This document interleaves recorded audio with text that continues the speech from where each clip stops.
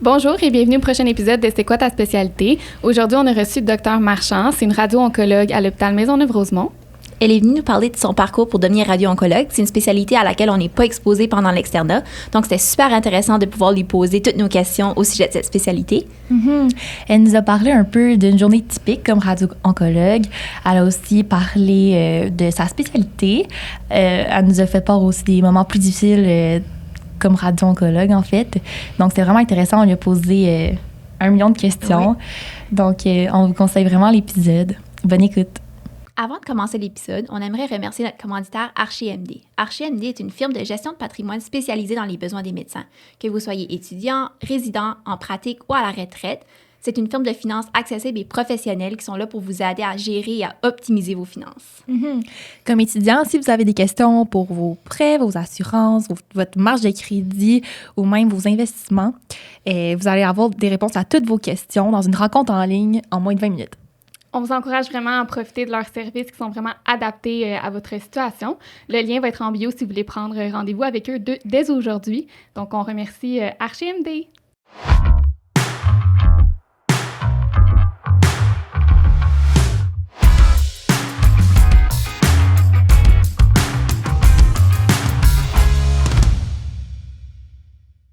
Bonjour, Dr Marchand.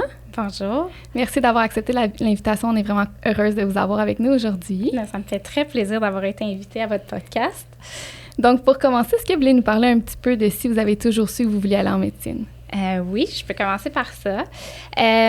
J'ai 2 parents qui sont médecins, ça fait que c'est sûr que depuis que je suis toute petite, je sais un peu c'est quoi. J'avais un intérêt, mais je peux pas dire que c'était ça que j'ai toujours voulu faire. Je voulais faire de la recherche, je voulais être une scientifique. C'est ça que je voulais faire quand je grandissais. Puis, est-ce que vous voulez nous parler un petit peu de votre parcours scolaire, comment ça s'est passé? Oui, ce qui explique que j'ai un parcours scolaire un petit peu détourné pour arriver en médecine. Ça fait que j'ai fait un baccalauréat en biochimie. Puis après ça, j'ai fait des études graduées en pharmacologie avec un doctorat en pharmacologie à l'Université de Montréal. Puis, dans mon doctorat, là, j'ai réalisé que finalement, j'étais peut-être un petit peu loin de la clinique. Puis, il n'y a pas 1 million de façons d'avoir une expérience clinique. Bien, c'était d'aller en médecine. Ça fait que je suis allée en médecine après mon doctorat en pharmaco à l'Université de Montréal. Ça fait que j'ai commencé un petit peu plus tard que tout le monde. Puis, après le doctorat en médecine, vous avez fait quoi? Après ça, c'était pendant la 2e année d'externat, c'était le choix des spécialités. Puis j'ai choisi de faire ma spécialité en radio-oncologie. Puis je suis allée la faire à l'Université de Toronto. Puis après ça, j'ai fait un fellowship d'1 an. Je me suis spécialisée en tumeurs gynécologiques puis en curithérapie. Puis j'ai fait aussi quelques mois de plus de recherche sur les indicateurs de qualité en radio-oncologie avec l'Université de Queen's. Puis finalement, après ça, je suis revenue à Montréal travailler en novembre 2013 à Maisonneuve. C'est un gros parcours. Comment ça s'est tombé sur votre chemin, la radio-onco, comme après ma bord? C'est une bonne question. Je suis rentrée en médecine et j'avais sincèrement aucune idée de quelle spécialité j'allais faire. Quand j'ai fait mon doctorat en pharmaco, j'ai fait un doctorat plus en maladies cardiovasculaires, en hypertension, avec le remodelage cardiovasculaire, un peu d'apoptose dans tout ça. Fait que le choix logique aurait probablement d'aller plus médecine interne, en cardio. Puis bref, c'est que j'ai commencé ma médecine avec pas d'idée, plus ouverte. Il y a plein de choses que j'ai aimées. J'ai aimé les soins intensifs, j'ai aimé la radiologie, j'ai adoré la pédiatrie. Puis surtout l'oncologie. Ça fait qu'en oncologie, quand j'ai comme découvert que j'aimais beaucoup, c'était surtout le contact avec les patients puis les familles. C'est des situations comme plus vulnérables. Puis ça m'a beaucoup interpellée. Fait que je suis allée voir c'était quoi les options un petit peu en onco. Puis c'est comme ça que j'ai découvert la radio-onco. Puis j'ai fait un stage en radio-oncologie. Donc, puis ça m'a beaucoup séduit comme spécialité pour plein de raisons. Fait que c'est ça. Donc, c'est comme ça que je suis arrivée en radio-onco. Parmi les raisons qui vous ont vraiment attiré vers la radio-onco, est-ce que vous vous souvenez un peu d'un moment ou d'un patient ou quelque chose comme ça? Pas nécessairement un patient. Le contact patient en fait, on a quand même, la relation est privilégiée, puis on a du temps avec, tu sais, chaque interaction patient. On a aussi, c'est varié. Mes semaines sont vraiment variées d'une journée à l'autre. Il y a comme une certaine routine d'une semaine à l'autre, mais c'est très varié d'une journée à l'autre. Il y a beaucoup de technologie, puis il y a beaucoup d'avancement tant en recherche technologique au niveau oncologique. C'est que toutes ces choses-là m'ont vraiment beaucoup interpellée, puis c'est comme ça que j'ai choisi la radio-onco, plus que l'oncologie médicale. Oui, donc beaucoup attiré par la variété, là. Oui. Oui. Ça m'amène à me demander, ça ressemble à quoi une semaine typique pour vous? Fait que c'est... Bon, il y a différentes... Si on prend comme le suivi d'un patient là, qui arrive à moi, ça fait que là, il y a une portion où est-ce qu'on rencontre les patients en consultation, puis on discute avec eux des options thérapeutiques. C'est la consultation. Une fois que, par exemple, le choix est de faire de la radiothérapie, après, il y a ce qu'on appelle la planification de la radiothérapie. Donc, le patient revient, on fait un scan de planification qui est dans la position de traitement, puis c'est là-dessus qu'on planifie où on veut que les rayons aillent et où on veut qu'ils n'aillent pas, ou le moins possible. Une fois que ça, c'est fait, c'est qu'on travaille aussi beaucoup en équipe. Il y a des physiciens, il y a des dosimétristes, il y a des technologues, il y a des infirmières dans notre département. Donc, on travaille avec eux pour développer ces plans-là. Nous, on les approuve une fois qu'on est satisfait du plan. Puis là, le patient commence ses traitements. Pendant ces traitements, le patient vient nous voir habituellement une fois par semaine pour voir comment il tolère les traitements, s'il y a des effets secondaires, puis on ajuste en conséquence. Puis, une fois que les traitements sont finis, bien, il y a le suivi après, soit quelques semaines, quelques mois après, pour voir comment il récupère des effets secondaires à court terme. Puis après ça, il y a le suivi plus longitudinal qui peut durer des années, habituellement au moins 5 ans. Donc ça, en gros, ça résume un petit peu tout ce qui se passe dans une semaine. Fait que les journées ne sont pas pareilles d'une journée à l'autre. Il y a des journées où est-ce qu'ils sont spécifiquement, je vais juste voir mes patients en traitement, donc les suivis une fois par semaine. Il y a des portions de la journée qui sont réservées où il faut que je dessine les plans de traitement. Il y a d'autres portions de la journée que c'est les consultations. À travers ça, on ne travaille pas juste avec l'équipe dans le département, mais avec les autres oncologues, les autres chirurgiens. L'onco, c'est vraiment un travail d'équipe. Ça prend plus qu'une spécialité pour guérir ou prendre en charge les patients avec le cancer. Donc, on a des comités de tumeurs à chaque semaine selon différents sites pour décider qu'est-ce qu'on pense qui est le meilleur traitement pour ce patient-là, faire nos recommandations. Ça fait que c'est un gros travail d'équipe. Fait qu'il faut aimer les gens, pas juste les patients, mais travailler en équipe. Puis, c'est varié. Comment avec combien de temps vous passez à peu près avec les patients dans tout? Parce que là, vous avez les dessins, mais quand vous passez avec le patient, c'est rapide? Est-ce qu'il prend le temps? Comment ça se passe? On essaie toujours de prendre le temps. Fait que, dans le fond, une consultation, règle générale, ça dépend des médecins, mais on a entre 45 minutes puis 1 heure de réservé avec chaque patient, comme une nouvelle consultation, un nouveau cas. Les visites en traitement, c'est plus rapide. Là, habituellement, ça dépend entre 5 et 15 minutes. 5 minutes quand ça va bien, 15 minutes quand il y a un petit peu plus de problèmes. Puis les suivis, bien, ça varie encore d'un médecin à l'autre, puis des types de suivi ou de cancer que les patients ont eu. Puis ça peut varier entre 15 et 30 minutes. Et vous avez parlé de dessin. Est-ce que vous l'expliquez un peu? Ça consiste en quoi? Fait que dans le fond, on fait un scan qui n'est pas de qualité diagnostique, mais qui est suffisamment précis pour qu'on puisse voir où la tumeur est ou où elle était, puis les structures anatomiques normales. Puis dans le fond, on dessine où on dessine la cible, où on veut que les rayons aillent. Puis on dessine les organes autour, comme par exemple, je fais un dessin pour un cancer du poumon, je vais dessiner la tumeur pulmonaire, mais on va aussi s'assurer de dessiner les poumons, le cœur, des structures qu'on dit critiques, où est-ce qu'elles peuvent tolérer de la radiothérapie, mais jusqu'à une certaine dose, sans causer d'effets secondaires à long terme catastrophiques. Donc, c'est ça. Est-ce qu'il faut être bon en dessin ou vous avez beaucoup d'aide avec des logiciels? C'est des cercles, hein, ça comprend une souris, Ouais. puis c'est des cercles. C'est pas, il faut pas être une dessinatrice.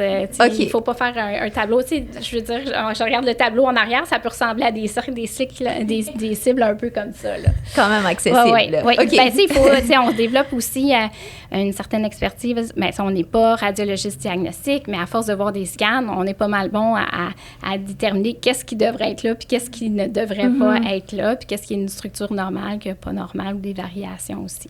Oui. Il y a aussi, que j'ai vu en allant observer en radio les patients qui ont des tatous sur eux. Est-ce que vous pouvez expliquer un peu à quoi ça sert? Oui, c'est une bonne question. Fait que, dans le fond, il y a les dessins que nous, on fait, par exemple, sur les images de planification, qui sont des scans ou des résonances magnétiques, etc. Mais le patient, comme on traite au millimètre près, bien, le patient, il faut qu'il soit placé dans la même position à tous les jours au moment du traitement. Et puis, dans le fond, pour le positionner, on fait des repères sur le patient. Fait que, un de ces repères-là, c'est des tatous. En fait, je le fais tout le temps sur ma main pour le montrer au patient, mais ça ressemble à un grain de beauté. Puis, on en fait 2 à 3 sur chaque patient selon la région anatomique. Puis aussi, ils peuvent avoir des traits au crayon feutre qui ne sont pas permanents. Puis, on utilise ces repères-là à la salle de traitement. Il y a des lasers dans la salle pour les mettre à la bonne hauteur, au bon déplacement, soit en longitudinal, et bref, etc. C'est à ça que ça sert, les tatous. Mais les 3 petits points, les vrais tatous, sont vraiment permanents. Ils vont rester avec ces tatous-là. OK. Est-ce que vous travaillez aussi beaucoup avec, mettons, pour la chimiothérapie? Je me demande des fois la différence entre les deux ou si c'est ensemble. C'est une bonne question. Fait qu'on travaille tout dépendant du type de cancer, du stade, etc. Fait qu'en radiothérapie, on traite les cancers avec de la radiation. En oncologie, ils traitent les cancers avec la chimiothérapie. Puis quand je dis qu'on travaille en équipe, bien souvent, quand on fait des traitements, soit on fait de la radio et de la chimio ensemble. Des fois, on les fait séquentiels. Des fois, c'est de la chimio, puis suivi de la radio. Des fois, c'est de la radio, une chirurgie, puis de la chimio. Donc, c'est ça. On travaille en équipe. Ici, au Québec, les radio-oncologues, on ne prescrit pas notre chimiothérapie. Il y a d'autres provinces, dans certains cas, quand on la donne en même temps que la radiothérapie, le radio-oncologue va la prescrire. OK. Est-ce que c'est vous qui prenez en charge le patient, vu que vous faites de la radio et de l'onco, ou c'est un oncologue qui a plus la prise en charge du patient? Ça dépend toujours du type de cancer. Fait que, par exemple, je vais donner des exemples de cancer du col de l'utérus parce que c'est ce que je traite. Oui. Fait que quand il y a un cancer du col de l'utérus qui n'est pas opéré, donc la tumeur est en place, le traitement, c'est vraiment la radiothérapie. Ces patientes-là vont recevoir aussi de la chimiothérapie en même temps, une fois semaine, mais la radio, c'est ça, le traitement. La chimio, elle est juste là pour rendre la radio plus efficace. Fait qu'au quotidien, dans tout le décours de ce traitement-là, on travaille en équipe. C'est que nous, c'est les gynéco-oncologues qui vont donner cette chimio-là. Ils vont gérer s'il y a des effets secondaires liés à leur chimio. Puis moi, je gère le quotidien de la patiente qui est en traitement pendant 5 semaines, lundi au vendredi, en radiothérapie. Je gère tout ce qui est comme les effets secondaires en lien avec la radiothérapie. OK, je comprends. Merci.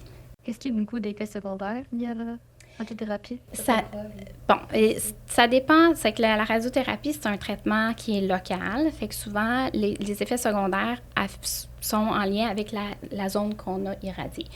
Le seul effet secondaire qui est commun à tous, qui est plus systémique, c'est que beaucoup peuvent donner de la fatigue après les traitements ou pendant les traitements, dépendant quand est-ce que c'est. Fait que sinon, ben ça va dépendre des doses de traitement, ça va dépendre des régions du corps qui vont être irradiées.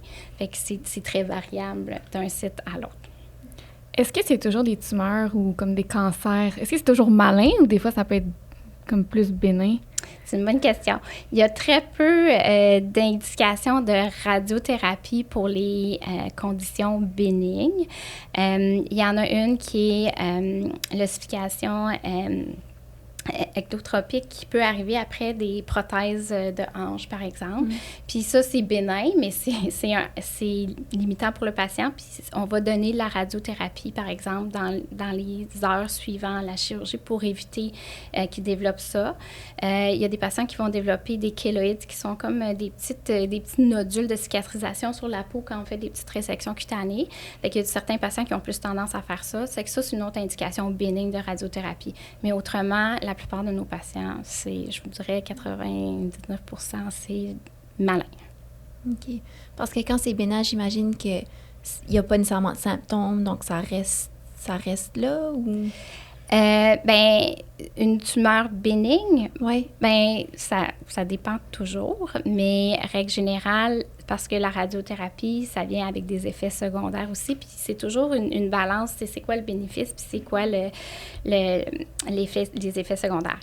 Avant, on donnait, il y a eu un temps où on donnait de la radiothérapie pour de l'acné, qu'on donnait, il y a eu, puis là, on s'est rendu compte que peut-être qu'il y a d'autres choses, un petit peu moins d'effets secondaires à court, moyen terme, surtout à long terme, parce que la radiothérapie à long terme, surtout quand c'est donné chez les jeunes, bien, ça peut augmenter le risque de développer des cancers secondaires. Donc, c'est ça. Ça fait que, règle générale, la radiothérapie, on veut toujours s'assurer qu'il y a un diagnostic malin avant d'en donner. OK. Ouais, puis quel type de cancer vous traitez? Je sais que vous avez une spécialisation plus en curithérapie. Est-ce que vous pouvez expliquer ça?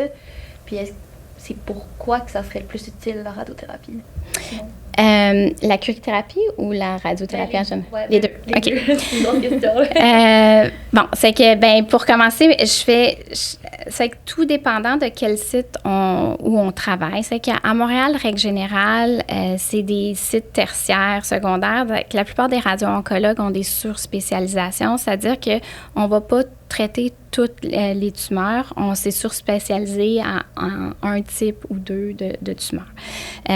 Donc, pour moi, je fais les tumeurs gynécologiques, la curithérapie.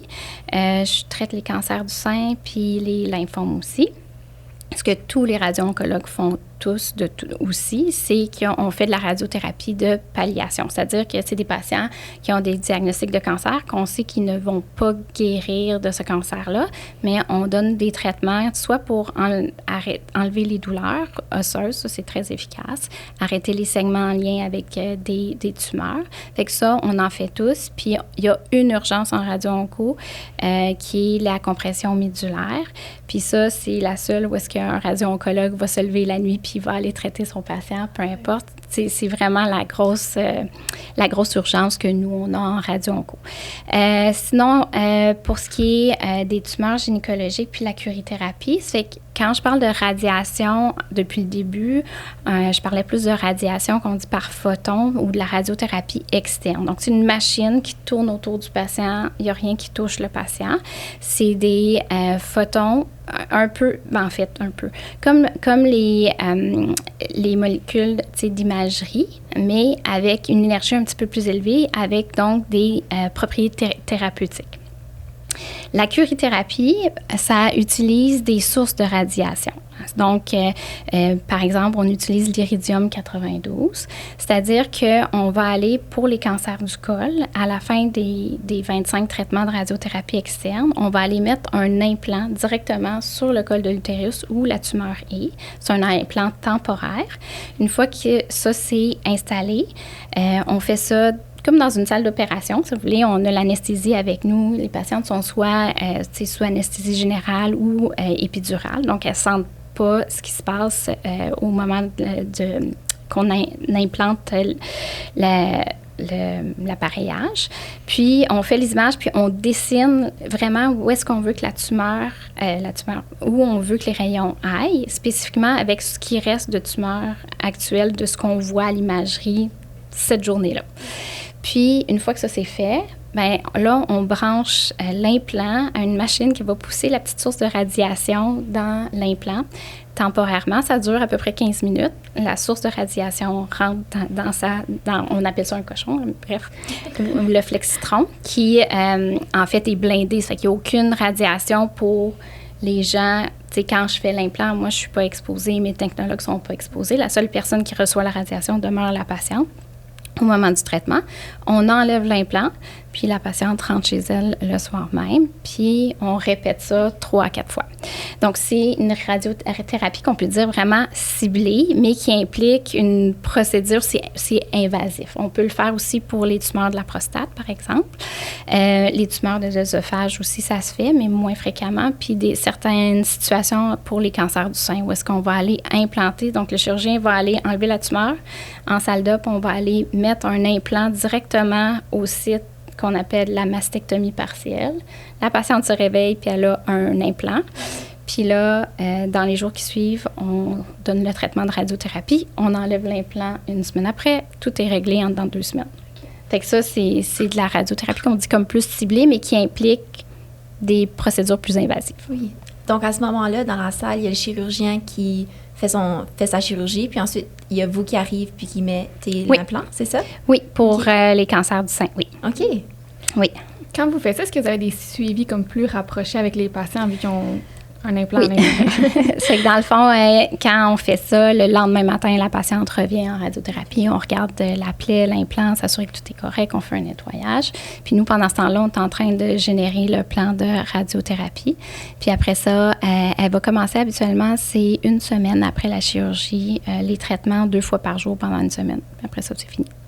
Donc, j'imagine que vous voyez les résultats assez rapidement de la radiothérapie.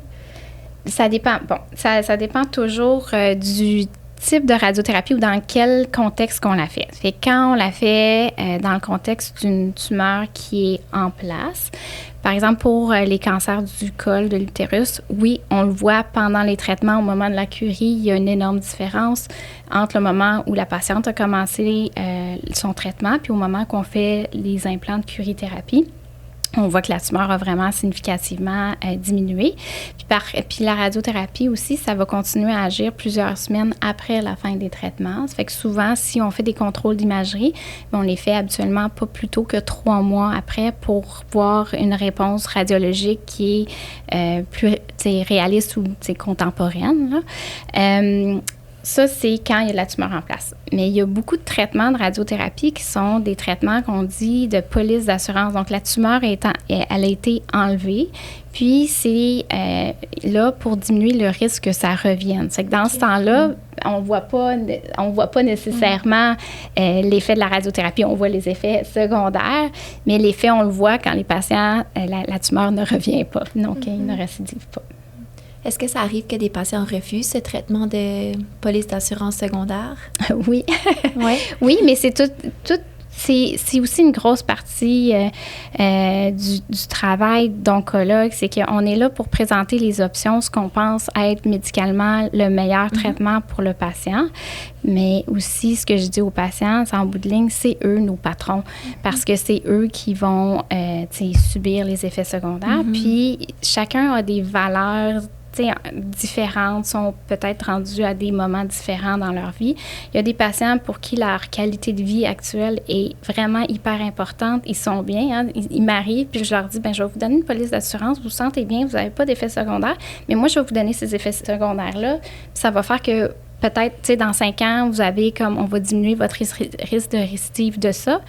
Puis le patient, il dit, je me sens bien là, j'ai pas envie de venir à l'hôpital plein de traitements, avoir des effets secondaires. Je préfère garder ma qualité de vie maintenant, puis si ça revient, je gérerai ça à ce moment-là. Fait que c'est des discussions comme ça avec les patients quand on les rencontre.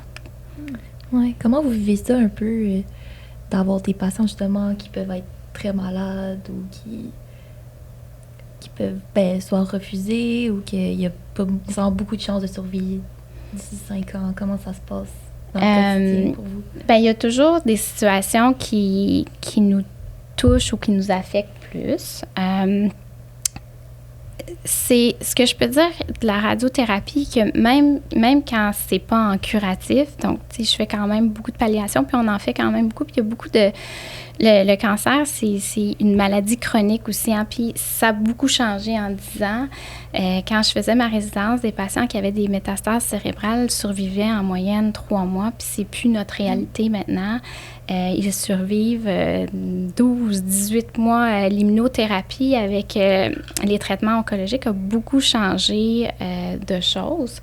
Fait que tout ça pour revenir que même quand je donne des traitements palliatifs, je trouve que c'est extrêmement gratifiant parce que c'est rare que j'ai pas d'options à offrir à un patient. Puis même quand on a discuté, puis le patient me dit « j'en veux pas de vos traitements, docteur », bien, je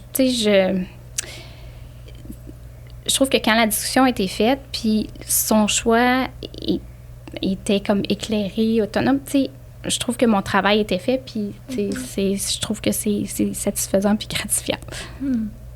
Justement, est-ce que vous voulez parler peut-être de des choses que vous aimez un peu moins de votre travail, des aspects moins plaisants des fois? Je pense que comme n'importe quel médecin, tout le côté clérical, administratif, la paperasse, ça, c'est ce qu'on aime le moins, là. C'est ce qui souvent nous prend beaucoup de temps, alors que la plupart de nous, ce qu'on aime, c'est passer du temps avec les patients. Fait que moi, c'est plus le clérical, le côté administratif que j'aime moins. Avec votre bagage en recherche que vous avez fait avant le doctorat en médecine, est-ce que vous avez continué à faire de la recherche pendant votre parcours en médecine? Pendant ma médecine, non. Je me suis assise sur mes lauriers un petit peu, non.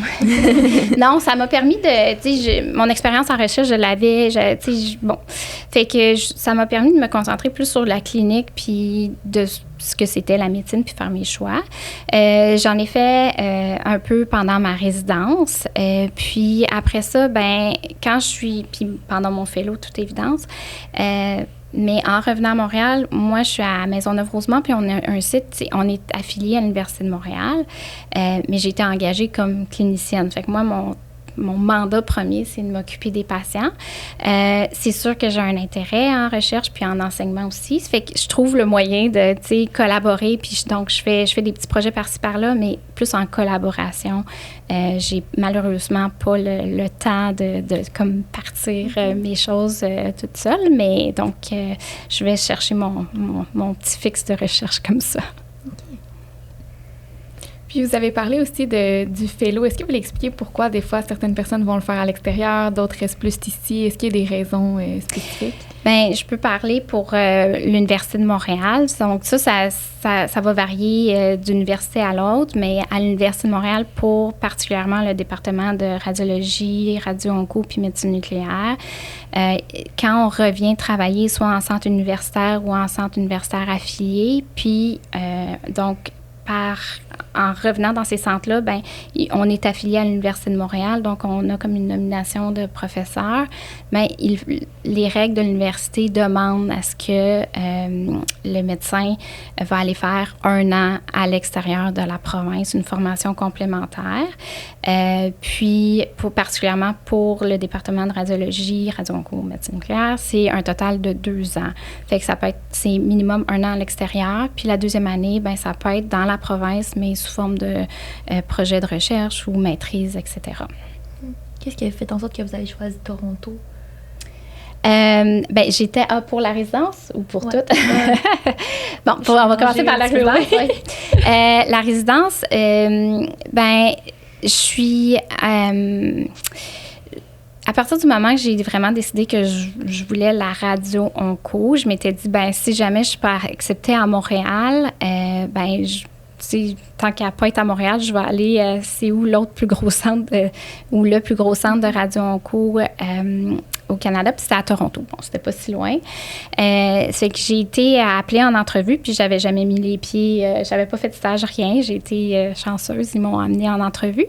Puis donc, je suis allée là sans trop d'attente, puis ben j'ai vu les hôpitaux, les gens étaient gentils, c'est un gros programme, et tant les professeurs que les autres résidents, puis le programme, ils m'ont vraiment, finalement, j'ai été séduite, là.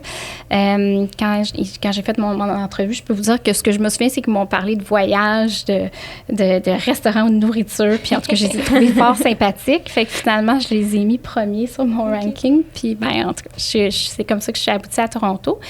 Fait que je suis arrivée à Toronto J'ai commencé ma résidence en juillet 2007. Puis, ben, c'était une adaptation. Là. J'avais comme tout fait en français. Fait que... puis c'est ça, avec les gardes, on est fatigué un petit peu. C'est que des fois, quand j'étais fatiguée, ben, j'ai des mots de français qui ressortaient dans mes phrases quand je parlais au patron ou tout ça.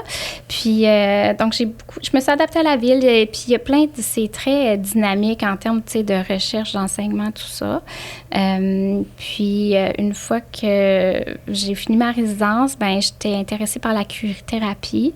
Fait que j'ai fait mon fellowship là-bas, mais à l'hôpital Sunnybrook, qui est comme... donc, il y a comme le Princess Margaret, qui est comme au centre-ville, qui est comme le noyau du programme de résidence. Puis le Sunnybrook, qui est comme un hôpital affilié aussi à l'Université de Toronto. Fait que c'est là que j'ai fait mon film. OK. Les heures de travail, ça ressemblait à quoi pendant la résidence par rapport à quand vous êtes devenu patron? Est-ce que vous travaillez le même nombre d'heures, plus de nuits, plus de jours? Ça ressemble à quoi? Mon Dieu, que dire? Bon, c'est que premièrement, la Radio Onco a une réputation, c'est supposé être une résidence de qualité de vie. OK. Ça a beaucoup changé. Surtout, parce que le changement est vraiment depuis la pandémie. Mais ça s'en venait dans les dernières années. Fait que normalement, la Radio Onco, les gens peuvent s'attendre, ils s'attendaient à un 8 à 5. Puis, c'est à peu près ça. Tout était contenu dans ces heures ouvrables-là. Là, les patients, ben, comme je disais, ben, ils survivent de plus en plus longtemps avec leur cancer. On en traite, ça fait 2-3 fois, 2-3 cancers. Les choses se compliquent. Nos techniques de planification en radiothérapie, les traitements de radiothérapie se compliquent. Ça prend plus de temps à planifier. Fait que tout ça fait que est-ce que je travaille plus ou moins? C'est différent. C'est que les gardes sont nettement différentes. Donc, selon le groupe, nous, on est 16 radio-oncologues. On fait des semaines de garde. Fait que sur 16, je fais 4 semaines de garde par année. Fait qu'on est de garde 24 heures, 7 jours. Mais comme je dis, c'est des compressions médulaires. Ça, c'est la seule raison pour laquelle on va rentrer en plein milieu de la nuit. Ça m'arrive pas à chaque garde. Des fois, ça peut arriver plus qu'une fois sur une garde, mais c'est tout. Puis pendant la journée, ben nous, de la façon que c'est fait, on s'occupe de faire les consultations à l'urgence ou hospitalisé. C'est ça que le médecin de garde fait. Fait que ce qui est différent, c'est que j'ai beaucoup plus de clérical à faire comme patronne que j'avais pas à faire comme résidente. Donc, c'est pas infréquent que le soir à la maison, je me connecte puis que je fais des dessins ou je fais un peu clérical. OK. Pour préparer pour le lendemain ou parce qu'il faut que ça soit fait? Parce qu'il faut que ça soit fait. C'est une spécialité aussi que j'avais jamais beaucoup entendu parler. Est-ce qu'il y a beaucoup de postes ou c'est quand même limité? Fait qu'en ce moment, les postes en résidence, c'est 1 par année à l'Université de Montréal, 1 à McGill, puis 1 à Laval. Mais il y a des programmes qui sont plus gros dans les autres provinces. En termes de postes, c'est toujours des vagues. Moi, quand j'ai terminé il y a 10 ans, il y avait très peu de postes. En ce moment, il y en a beaucoup, surtout en Colombie-Britannique. Fait que mais je peux vous dire que d'ici 10-15 ans, il va y avoir beaucoup de postes parce que, surtout au Québec, il y a une grosse majorité de nous, on est pas mal tous du même âge. Fait que ça va prendre la relève. OK. Puis juste pour revenir sur la résidence, c'est directement après le doctorat en médecine, on peut directement rentrer en radio. Oui. OK. Oui. Donc, pas besoin de faire de... Pas de médecine interne, non. Ouais. Est-ce qu'il y a des gens qui vont faire une résidence en radiologie, ensuite une résidence en oncologie, ou c'est vraiment la radio onco? C'est vraiment la radio onco. Okay. Oui, on n'applique pas, tu sais, la radiologie, c'est une résidence, c'est radiologie diagnostique, puis radio onco, c'est radio onco. Fait qu'on applique directement en radio onco à la fin de la médecine. OK. Pour ceux qui nous écoutent, est-ce que vous auriez peut-être une personnalité type de quelqu'un qui pourrait aller en radio onco? Ça ressemblerait à quoi? Une personnalité? Oui, est-ce que c'est des gens qui sont plus travail d'équipe, qui sont plus seuls ou je sais pas? Je dirais, il y a de tout, là, mais je pense que la plupart de nous, on aime tous travailler en équipe. Vraiment. Puis on est plus je dirais, plus extroverti, en ce sens que, tu sais, travailler le contact avec les gens, on aime ça, ça nous draine moins. Alors que je pense que les personnalités plus introverties, ça peut être un petit peu, tu sais, plus demandant. Ceci dit, nos périodes de dessin, comme satisfont notre portion introvertie. Je pense que je suis une intro-extrovertie. C'est vrai que j'aime bien mes périodes de dessin où est-ce que je suis comme... C'est comme mon moment de... Pas méditation, mais bon, de calme. Les périodes de dessin, vous pouvez les faire comme à la maison aussi ou... Oui. OK. C'est comme sur un logiciel à distance? Oui. Oui. Bien, avant, c'était pas possible, là, en tout cas, du moins chez nous, là, avant la COVID, là. Mais maintenant, depuis la COVID, ben, on a dû tous s'adapter, là. Puis, donc, maintenant, oui, c'est ça. On peut se connecter à distance, faire nos dessins et tout.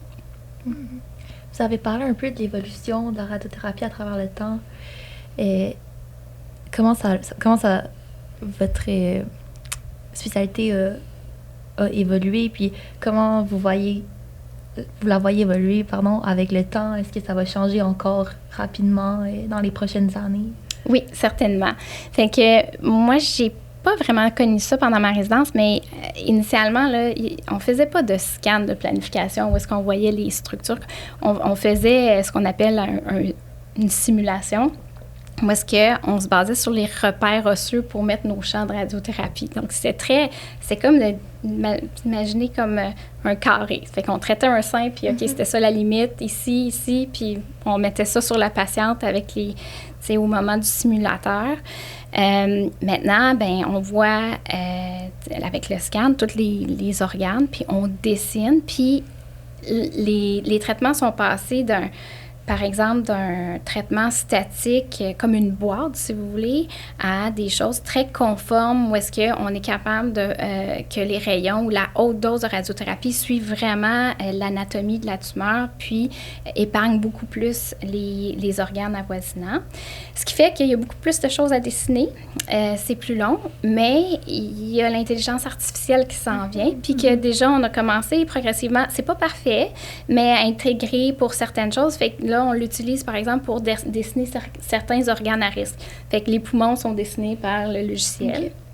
Ça nous enlève ça à faire. C'est que, progressivement, on va utiliser de plus en plus l'intelligence artificielle. Je pense aucunement que ça va remplacer le radio-oncologue, mais c'est vraiment, clairement, ça s'en vient, puis ça risque de beaucoup nous aider. Oui, c'est clair. C'est une force qu'on peut utiliser, là. Oui.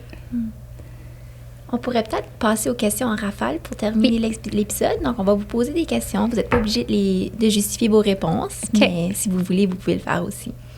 Donc, on se demandait, est-ce qu'il y a des parties du corps où on ne peut pas faire de radiothérapie? Non. Non? Même les yeux? Oui. Ah ouais! Comment ça se passe, la radiothérapie sur les yeux? Bien, tout dépend. Ça fait que chaque organe dans le corps a une dose limite de radiothérapie qu'il peut tolérer avant qu'on donne des effets secondaires, je dis toujours catastrophiques, mais comme à long terme, permanents, délétères ou perdre la fonction d'un organe. Fait que c'est la même chose pour les yeux. Fait que oui, on peut donner de la radiothérapie au niveau des yeux. Ça peut donner des effets secondaires, mais ça se fait pas infréquemment. J'en fais pour les lymphomes, entre autres. OK. Puis mes patients ne deviennent pas aveugles. C'est ça. Puis, est-ce que vous avez des mythes en radiothérapie ou quelque chose que vous entendez des fois puis vous dites non, ça, c'est pas vrai, puis c'est courant dans la population? On dirait, moi, quand je pense à chimio, je pense juste à des gens qui perdent leurs cheveux ou qui ont beaucoup de vomissements. Est-ce que vous avez des choses comme ça qu'on pourrait comme... Je pense que celui qui mes patients me disent plus souvent, c'est de dire « Ah, vous allez me brûler, je le sais, ça va me brûler. » Ça, je dis « Non, ça va pas brûler. » Puis ça dépend toujours aussi de la zone du corps qu'on irradie, mais souvent, c'est les patientes, par exemple, pour les cancers du sein, parce que la glande du sein vient jusqu'au contact de la peau. C'est que c'est sûr que quand on irradie la glande du sein, ben la peau va recevoir une bonne dose de radiothérapie. Ce qui, quand ils disent brûlure, ben ils se réfèrent, je le décris comme plus, ils développent un coup de soleil. Puis l'intensité du coup de soleil varie d'une patiente à l'autre. Puis c'est pas en lien avec ils bronzent quand ils vont au soleil ou pas. Ça dépend plus de l'anatomie de la dose, etc. Mais donc ça, je pense que ça brûle. Vous m'avez brûlé en dedans. Ça, je pense que c'est ça que... Oui. OK. Comme une autre question en rafale. Qu'est-ce que vous préférez entre le temps seul à dessiner ou le temps avec les patients? Avec les patients. Ouais. Sans hésitation. Puis, c'est quoi le cancer que vous voyez le plus fréquemment? C'est sûr que vous avez une spécialité, là, mais est-ce qu'il y en a un qu'on voit vraiment souvent? Oui, bien, c'est ça. C'est facile à dire, là, mais même les statistiques le disent. Là. Pour les femmes, c'est le cancer du sein, puis pour les hommes, c'est le cancer de la prostate. Mais moi je fais comme gynéco, sein, lymphome, donc sein. Le groupe d'âge, ça ressemble à quoi que vous traitez? C'est vraiment varié. Je dirais que malheureusement, dans les dernières années, ça devient plus jeune, beaucoup plus jeune, autant cancer du col, de l'utérus que cancer du sein. OK. Ben, merci. Dernière question. Quel conseil vous pourriez donner à des étudiants qui sont un peu à la recherche de ce qu'ils veulent faire plus tard? Aller faire des stages comme si à la recherche. Fait que si je peux donner l'exemple de l'onco, allez faire un stage en onco. Parce que si vous aimez le contact avec le patient, puis les familles dans ces situations qui sont pas toujours faciles, ça va vous donner un indice. Puis après ça, explorer les différentes spécialités reliées à ça. Si vous avez un intérêt, vous êtes plus manuel, puis vous aimez les chirurgies, mais manuel, je pense qu'il y a aussi les gamers maintenant qu'il faut tenir compte. Allez explorer les différentes spécialités de chirurgie. Puis ici, l'exercice intellectuel d'arriver à des diagnostics, c'est ça qui vous intéresse, mais je pense que il faut aller explorer les spécialités de la médecine interne. Ça me fait penser, dernière question pour de vrai, est-ce que c'est difficile comme émotionnellement? Est-ce qu'on s'adapte à un certain point? Parce que c'est quand même une population que ça quand même triste, là, des fois. Là. Non, on s'adapte. On n'est pas supposé s'adapter. Quand on s'adapte, c'est qu'on a besoin de vacances. Quand on manque d'empathie, non. Mais comme je dis, c'est rare que je me sens... C'est quand on se sent impuissant que c'est difficile. Ça arrive, mais ça arrive pas souvent par rapport à le volume de patients que je vois, mais c'est ça qui est difficile. OK. Merci. Super.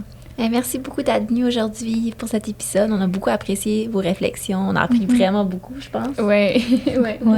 Je pense que tout le monde va avoir apprécié de connaître cette spécialité-là. Merci beaucoup de l'invitation. Merci.